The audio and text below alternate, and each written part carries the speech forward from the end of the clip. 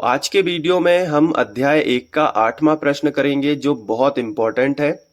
इसमें हमें रासायनिक अभिक्रियाओं को संतुलित करना है। तो अभिक्रियाओं को संतुलित करने वाले क्वेश्चन एग्जाम में अक्सर पूछे जाते हैं। तो चलिए फिर हम ये 8वां क्वेश्चन सीख लेते हैं और ये एनसीईआरटी का है, तो बहुत इंपॉर्टेंट है। ये 3 स्टार की कैटेगरी में आप इसे रख सकते हो, मोस्ट इंपॉर्टेंट लगा सकते हो इसमें। तो देखो, इस क्वेश्चन को समझने से पहले एक दो चीजें हैं जो मैं आपको पहले से बता दे रहा हूं, जिससे आपको ये पूरा प्रश्न बहुत अच्छे से समझ आने वाला है। देखो, मैंने आपको क्या बताया था जब 7वां प्रश्न समझाया था कि जैसे सल्फेट होता है, क्या होता है? सल्फेट। तो सल्फेट और एक और होता है कार्बोनेट, ठीक है? सल्फेट और कार्बोनेट, ये जो दो चीजें होती है ना, इनको सल्फेट को हम कैसे लिखते हैं? SO4।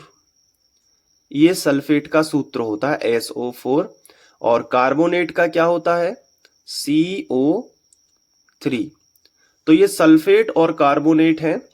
इन दोनों की ऑक्सीकरण अवस्था होती है -2। इन दोनों की ही ऑक्सीकरण अवस्था क्या होती है? -2 होती है। ध्यान रखना, सल्फेट और कार्बोनेट की ऑक्सीकरण अवस्था कितनी होती है? -2 होती है। इसके बाद मैं आपको कुछ चीजें और बता दे रहा हूं, जैसे नाइट्रेट। इसमें जो यूज होगा नाइट्रेट, नाइट्रेट का सूत्र क्या है? नाइट्रेट का सूत्र होता है NO3। ये नाइट्रेट का सूत्र है। इसकी ऑक्सीकरण अवस्था भी क्या होती है? -2 ही होती है। तो इसी ग्रुप में शामिल रहेगा। तो सल्फेट, कार्बोनेट और नाइट्रेट, बोलो, याद हो रहा है ना? सल्फेट, कार्बोनेट और नाइट्रेट, इन तीनों की ऑक्सीकरण जो अवस्था है वो कितनी होती है? -2। अभी आपको समझ में आ जाएगा कि मैं ये क्यों बता रहा हूं, ठीक है? अब कुछ चीजें और देखो, कुछ धातु हैं जैसे कैल्शियम, कॉपर, मैग्नीशियम, इनका एक ग्रुप बना लेते हैं। इन सब की होती है +2 ऑक्सीकरण अवस्था। किस किस की? Calcium, copper, magnesium. मैं हिंदी में लिख देता हूं। तो इन सब की होती है +2, कैल्शियम, कॉपर और मैग्नीशियम। अब थोड़ा सा ध्यान दीजिएगा, क्योंकि मैं इस तरीके से आपको बता रहा हूं कि वीडियो देखते देखते ही आपको याद होने लगे और आपको समझ आने लगे। देखो, मैग्नीशियम हो गया, कॉपर हो गया। अब ये तो +2 वाला ग्रुप है। अब +1 वाला बताइए कौन कौन सा है? देखो, +1 वाला है सोडियम। हिंदी में लिख देते हैं पहले, क्योंकि कई बच्चों को पता नहीं होता। तो सोडियम, पोटेशियम, ये दो मुख्य रूप से याद रखना है, सोडियम, पोटेशियम। इन सब की होती है +1, ठीक है? सोडियम की भी +1, पोटेशियम की भी +1। इसमें +2 वाले में एक और जोड़ लीजिए, बेरियम, जो कि मैंने क्वेश्चन नंबर 7 में बताई हुई है, बेरियम, ठीक है? और क्वेश्चन नंबर 7 अगर आप क्रम से पढ़ रहे हैं ना प्लेलिस्ट से, तो आपको बहुत अच्छे से समझ में आएगा, क्योंकि प्लेलिस्ट से पढ़ने से आपको पूर्व ज्ञान भी होता है। इसकी भी +2 होती है बेरियम की। प्लेलिस्ट की लिंक डिस्क्रिप्शन में मिल जाएगी, ठीक है? नोट्स कैसे मिलेंगे वो तो मैं वीडियो के एंड में बता ही दूंगा। अब देखो, कैल्शियम, कॉपर, मैग्नीशियम, बेरियम, इन सब की +2 होती है। आप चाहो तो इन्हें लिख भी सकते हो, ठीक है? और सोडियम, पोटेशियम, और बाकी जो हाइड्रोक्साइड और क्लोराइड होता है उनकी -1 होती है। तो वो भी मैं यहाँ पे लिख दे रहा हूँ थोड़ी देर के लिए। जो हाइड्रोक्साइड होता है, ठीक है, हाइड्रोक्साइड, इसको, और क्लोराइड, इसको लिख लेते हैं, हाइड्रोक्साइड और क्लोराइड। इन दोनों की क्या होती है? -1। हाइड्रोक्साइड का मतलब क्या होता है? सूत्र क्या होता है? OH। और क्लोराइड का क्या होता है? Cl। क्लियर है कि नहीं? हाइड्रोक्साइड मतलब OH और क्लोराइड मतलब Cl। इन सब की क्या होती है? -1। अब इससे क्या होगा कि अब कभी भी आपको दिक्कत नहीं होगी रासायनिक समीकरण को संतुलित करने में। देखो कैसे, मैं आपको बताता हूं प्रैक्टिकली। तो इसको अपन साइड में रख देते हैं थोड़ी देर के लिए, ठीक है? तो अब करना कैसे पड़ता है वो समझो। एक एक चीज समझोगे तभी दिमाग में आएगा। जैसे यहां पे इन्होंने लिखा है कि कैल्शियम हाइड्रोक्साइड, लिखा है कि नहीं? तो आपको थोड़ा प्रॉब्लम होगा कि कैल्शियम हाइड्रोक्साइड का सूत्र क्या होता है, लेकिन जिस तरीके से मैंने आपको बताया है तो कोई प्रॉब्लम होने वाली नहीं है। कैसे? यहां देखो, कैल्शियम हाइड्रोक्साइड पूछा है ना, तो कैल्शियम हो गया Ca और हाइड्रोक्साइड हो गया OH। तो आप इसको ऐसे भी तो लिख सकते हो, CaOH,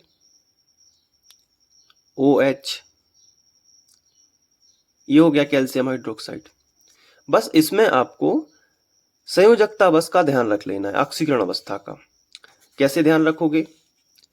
कैल्शियम की ऑक्सीकरण अवस्था कितनी होती है? +2, और हाइड्रोक्साइड जो है उसकी ऑक्सीकरण अवस्था क्या होती है? -1।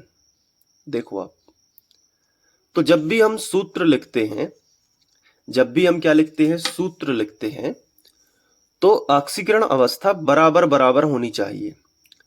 मतलब जैसे कैल्शियम की +2 होती है, तो मैंने यहाँ पे, चलिए ऐसे ही लिख लेते हैं रेड पेन से थोड़ा, कैल्शियम की +2 होती है तो मैंने यहाँ पे +2 लिख लिया। तो हाइड्रोक्साइड की तो लेकिन -1 होती है, ये देखो। तो अब आपको यहाँ पे मैं -1 लिखूंगा, तो क्या ये दोनों बराबर हैं? आंसर है नहीं। तो जो कम है उसको इसके बराबर करना पड़ेगा। कैसे कर सकते हैं? इसका होल ट्वाइस करके। तो हाइड्रोक्साइड 2 हो गए, तो जब एक हाइड्रोक्साइड की एक -1 है तो 2 की -2 हो जाएगी, हो जाएगी कि नहीं? तो अब कितनी हो जाएगी? -2। तो +2 और -2 हो गया ना बराबर बराबर। फॉर्मूला ऐसे बन जाता है। कितना आसान है। अब देखो प्लस है तो प्लस लगा दो। अब आगे ट्राई करना। जैसे लिखा है कार्बन डाइऑक्साइड, तो इसका फॉर्मूला तो सबको पता होता है CO2, इसमें कोई प्रॉब्लम नहीं होगी। तीर का चिन्ह बना है तो तीर का चिन्ह बना दीजिए। अब क्या लिखा है? कैल्शियम कार्बोनेट, तो फिर वही बात, कैल्शियम मतलब Ca और कार्बोनेट मतलब क्या होता है? ये देखो मैंने आपको बताया, कार्बोनेट मतलब होता है CO3। तो आप हिंदी से भी सूत्र लिखना सीख रहे हो, बैलेंस भी करना सीख रहे हो। तो CO3 लिख लिया तो कैल्शियम कार्बोनेट हो गया। अब चेक करो क्या इनके जितने कैल्शियम के पास प्लस हैं, क्या कार्बोनेट के पास उतने ही माइनस है? तो चेक कर लेते हैं। तो देखो कैल्शियम के पास 2 प्लस हैं और कार्बोनेट के पास 2 माइनस है, यानी बराबर बराबर है, तो कोई ट्वाइस थ्राइस लगाने की जरूरत नहीं है। अब आगे बढ़ जाओ। प्लस में क्या है? जल। अब जल जो है, जल का फॉर्मूला दुनिया जानती है, H2O। ये हो गया। तो ये तो हो गया एक ढांचा समीकरण, इसे हम ढांचा समीकरण कहते हैं। संतुलित नहीं हुआ, पहले तो हिंदी से यही बनाना बड़ी बात है, कई बच्चों पे तो यही नहीं बनता, इसलिए थोड़ा डिटेलिंग करनी पड़ती है। और डिटेलिंग करना भी बड़ी बात नहीं है, अगर इतने सी चीजें पता है जो कागज के इस टुकड़े पे लिखी हैं, इतनी सी चीजें पता है तो सब कुछ बनेगा, कोई टेंशन वाली बात नहीं है। अब इसमें बैलेंस कर दो, तो देखो कैसे करोगे। यहां पे देखो कैल्शियम 1 है, तो कैल्शियम यहाँ पे भी 1 है, मतलब तीर के चिन्ह के इस तरफ जितने जो भी चीजें हैं जितनी मात्रा में है, तीर के चिन्ह के उस तरफ उतनी ही मात्रा में होनी चाहिए। अब देखो यहाँ पे O कितना है? O का होल ट्वाइस है तो O तो 2 है, और 2 O यहाँ पे है, तो टोटल कितने O हो गए? 4 O।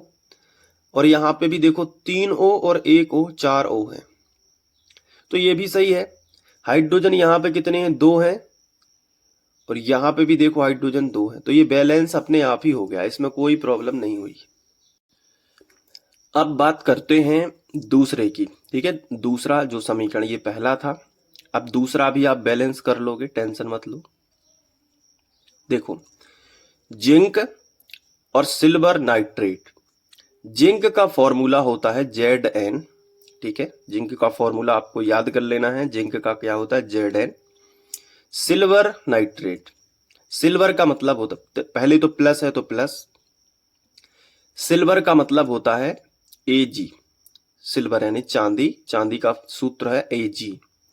और नाइट्रेट मैंने आपको बताया है, देखो इस छोटे से कागज में लिखा है ना, नाइट्रेट मतलब होता है NO3 और इसकी ऑक्सीडेशन नंबर -2 और सिल्वर की भी होती है +2। तो यहाँ पे मैं सिल्वर लिख देता हूँ, थोड़ी सी जानकारी ऐड हो गई इसमें। सिल्वर Ag होता है और ये भी +2 वाले ग्रुप में जाएगा। तो ये कागज बहुत इंपॉर्टेंट रह जाएगा आपके लिए। तो देखो यहाँ जिंक जो होता है वो Zn, सिल्वर का Ag, नाइट्रेट NO3, मैंने लिख दिया NO3, AgNO3, तीर का चिन्ह। अब है जिंक नाइट्रेट। तो जिंक को भी इसी कैटेगरी में रखना पड़ेगा, जिंक को भी लिख लेते हैं थोड़ा सा, और जो 2-3 चीजें ऐड हो जाएंगी तो वो और अच्छा रहेगा, फिर आपको कहीं और भटकने की जरूरत नहीं होगी। तो +2 वाला ये पूरा ग्रुप बनता जा रहा है, जिंक हो गया। तो क्या लिखा है, जिंक नाइट्रेट, जिंक लिख लिया और नाइट्रेट यानी NO3 लिख लिया। तो सिल्वर नाइट्रेट और जिंक नाइट्रेट ऐसे ही लिखा जाता है, क्योंकि +2 -2 +2 -2 और प्लस में क्या है सिल्वर, तो +Ag लिख लिया। अब इसको करना है बैलेंस। तो बैलेंस ऑलरेडी बैलेंस ही लग रहा है, क्योंकि एक जिंक है तो एक जिंक है, NO3 एक है तो NO3 एक है, Ag एक है तो Ag एक है, कोई दिक्कत नहीं है। रिएक्शन हो गई है, जिंक ने NO3 ले लिया, सिल्वर विस्थापित कर दिया, सिल्वर यहाँ आ गया अवक्षेप के रूप में, तो ये हो गया। ठीक है, तो इस तरीके से जो है दूसरा भी हम कर लेंगे। अब तीसरा, बड़ी कोई मुश्किल बात नहीं है, तीसरा और देख लो अच्छे से। एल्यूमिनियम है, एल्यूमिनियम मतलब Al और प्लस कॉपर क्लोराइड है। तो प्लस कॉपर क्लोराइड कैसे लिखा जाता है, क्लोराइड मतलब होता है Cl, तो Cl लिखा, लेकिन कॉपर की ऑक्सीडेशन नंबर +2 होती है, ऑक्सीकरण संख्या कितनी होती है +2, तो ये तो -1 है, तो 2 और लगा दो तो हो जाएगी -2 +2। देखो फिर सूत्र लिखते लिखते आपको फिर डायरेक्ट याद ही हो जाएगा कि कॉपर क्लोराइड किसी ने बोला तो CuCl2 लिखोगे, जबकि सोडियम क्लोराइड NaCl लिखोगे। समझ रहे हो ना, सोडियम क्लोराइड किसी ने बोला तो सोडियम यानी Na और ये हो गया Cl, लेकिन कॉपर क्लोराइड CuCl2, क्योंकि पता है ना कि कॉपर की ऑक्सीडेशन नंबर +2 है, जबकि सोडियम की तो +1 है। तो +1 के साथ एक माइनस एक माइनस एक प्लस, बैलेंस हो गया। लेकिन यहाँ पे एक 2 प्लस हैं तो 2 ही माइनस होंगे, तो इसलिए Cl2 2 माइनस, धीरे धीरे वो आ जाता है। तो हो गया। अब इसके बाद एल्यूमिनियम के बाद कॉपर क्लोराइड हो गया, फिर तीर का चिन्ह लगा दिया। एल्यूमिनियम क्लोराइड, एल्यूमिनियम क्लोराइड मतलब Al और फिर क्लोराइड मतलब क्या होता है Cl। अब एल्यूमिनियम के पास 3 प्लस होते हैं तो 3 माइनस करने के लिए 3 का गुणा कर दिया, क्योंकि क्लोरीन जो होता है वो, अगर हम अपने कागज में देखें तो क्लोरीन जो होता है, ये देखो क्लोरीन जो होता है वो -1 होता है। ठीक है, तो अब 3 क्लोरीन 3 प्लस के साथ आएंगे तो Cl3 हो जाएगा। अब इसके बाद क्या है कॉपर, तो प्लस में क्या हो जाएगा कॉपर यानी Cu। अब देखो ये चौथा, देखो चौथा बेरियम क्लोराइड, बेरियम क्लोराइड मतलब क्या होता है BaCl क्लोराइड। ठीक है, तो 2 लगाना पड़ेगा क्योंकि बेरियम +2 है, तो +2 -2 बेरियम क्लोराइड ऐसा लिखा जाएगा प्लस। अच्छा इसको बैलेंस और कर लेते हैं, एक बार देख लेते हैं कहाँ क्या मिस्टेक हो रही है। बैलेंस करना बहुत जरूरी है। Al यहाँ पे है, Al यहाँ पे है, Cl2 लेकिन यहाँ पे 3 है, तो हम दोनों जगह क्लोरीन बराबर कर देंगे, यहाँ 2 है यहाँ 3 है। तो हम क्या करेंगे कि इस तरफ अगर हम 2 का मिनिमम गुणा करते हैं तो क्लोरीन 6 हो रहा है, तो यहाँ भी हमें 6 करना होगा, तो यहाँ हम 3 का गुणा करेंगे तो क्लोरीन 3 दूनी 6 हो जाएगा। यहाँ क्या हो गया क्लोरीन 3 दूनी 6, यहाँ पे भी क्लोरीन 3 दूनी 6 हो गया। लेकिन इस चक्कर में और क्या क्या चेंजेस हुए हैं, देखो 2 एल्यूमिनियम हो गया तो 2 का गुणा यहाँ कर दिया, 2 एल्यूमिनियम हो गया। 3 कॉपर हो गया तो 3 का गुणा इसमें कर दिया। इतना आसान होता है बैलेंस करना। अब देखो ये barium chloride plus potassium sulphate, potassium sulphate, देखो पोटेशियम यानी के, देखो मैं आपको बता दे रहा हूँ, पोटेशियम यानी क्या होता है के, और सोडियम मतलब होता है Na। तो पोटेशियम को हम के से दर्शाते हैं तो के लिखा, और सल्फेट मतलब SO4 लिखा। क्या ये सही लिखा है, तो आंसर है नहीं। पोटेशियम जो होता है उसके पास एक ही प्लस होता है, आप इस चीज को समझो। पोटेशियम के पास एक ही प्लस होता है, लेकिन जो सल्फेट होता है उसके पास, देखो आप, जो सल्फेट होता है ना उसके पास 2 माइनस होते हैं, तो पोटेशियम को इस बार 2 होना पड़ेगा। 2 प्लस होने के लिए 2 पोटेशियम होने पड़ेंगे, तब एक सल्फेट के साथ आएगा, इसलिए पोटेशियम सल्फेट लिखा जाता है K2SO4। ठीक है, तो एक बार की बात है, फिर बार बार वही स्टोरी करने की जरूरत नहीं होती, फिर आप डायरेक्ट लिख सकते हो पोटेशियम सल्फेट यानी K2SO4। फिर तीर का चिन्ह लगा दिया। बेरियम सल्फेट यानी BaSO4, ऐसे ही लिखा जाएगा। क्यों? क्योंकि Ba+2 और ये -2, सल्फेट -2, और प्लस पोटेशियम क्लोराइड यानी कि KCl, पोटेशियम भी +1, क्लोराइड भी -1, तो एक एक ही रहेगा, पोटेशियम क्लोराइड। बैलेंस करके देखो इसको, यहाँ 2 पोटेशियम है, तीर के चिन्ह के इस तरफ कितने पोटेशियम है? 2 पोटेशियम, यहाँ पे एक ही है तो 2 का गुणा कर दो, 2 पोटेशियम हो गए, है ना। अब सल्फेट यहाँ एक है, अब इस चक्कर में 2 का गुणा किया तो 2 क्लोरीन हो गए, तो 2 क्लोरीन यहाँ ऑलरेडी है, Ba सिंगल है, Ba सिंगल है, SO4 सिंगल है, SO4 सिंगल है, सब कुछ हो गया। तो इस तरीके से हो जाएगा ये बैलेंस। तो ये छोटी सी जानकारी थी और इसको भी नोट कर लेना आप, ये पूरा लिख लेना, ठीक है। इसके आधार पे आप दोबारा वीडियोस देखोगे, जब ये याद हो जाएगा तो पूरा समझ आ जाएगा। तो आप इसको अच्छे से लिख के बार बार, और इसको आप जहाँ पढ़ते हो ना वहाँ पे चिपका भी सकते हो कि ये इंपॉर्टेंट चीज़ है। तो इस आधार पे ये सारे जो है मैंने कराए तो बन जाएंगे आपसे, ठीक है। तो उम्मीद है कि ये बन गया। अब इसका जो आंसर था नोट्स में बिल्कुल सेम वैसा ही था, तो ये आंसर भी आप देख सकते हो, ठीक है। आंसर ये लिखा था, तो इसको अच्छे से स्क्रीनशॉट लेके आप लिख सकते हो, या फिर ये नोट्स PDF फॉर्म में अपने पास रख सकते हो। नोट्स के लिए आपको क्या करना होगा, ये जो मेरा नंबर है 9131471072, इस पे व्हाट्सएप करिए। मात्र 100 रुपये में आपको नोट्स मिलेंगे, बहुत ज़्यादा कीमत भी नहीं है। नोट्स की बच्चे वैल्यू करें इसलिए थोड़ी सी कीमत लगती है, तो आप इसको ले सकते हैं। तो PDF फॉर्म में आ जाएगा, तो आपको वीडियो बिल्कुल फ्री में मिलेंगे। वीडियो लेक्चर की प्लेलिस्ट डिस्क्रिप्शन में है, तो वीडियोज़ आपको बिल्कुल फ्री में है। बस आपको क्या करना है, नोट्स बस और ले लेना है, तो आपकी पढ़ाई एक बहुत ही अच्छी हो जाएगी, ठीक है। और प्लेलिस्ट से पढ़िए एक एक करके, तब आपको और बेहतर समझ आ जाएगा, और आपको सारे वीडियो, सारे क्वेश्चन अच्छे से एक एक करके क्वेश्चन समझा दिए जाएंगे। और आपको जो जो इम्पोर्टेंट लगाए हैं ना, तो उससे क्या होगा कि आप इम्पोर्टेंट भी पढ़ के जो है अच्छे नंबर ला सकते हो, क्योंकि हर वीडियो में हर एक अलग क्वेश्चन होता है, तो आपको अलग से ढूंढने की ज़रूरत नहीं होगी। मिलते हैं नेक्स्ट वीडियो में। Thank you.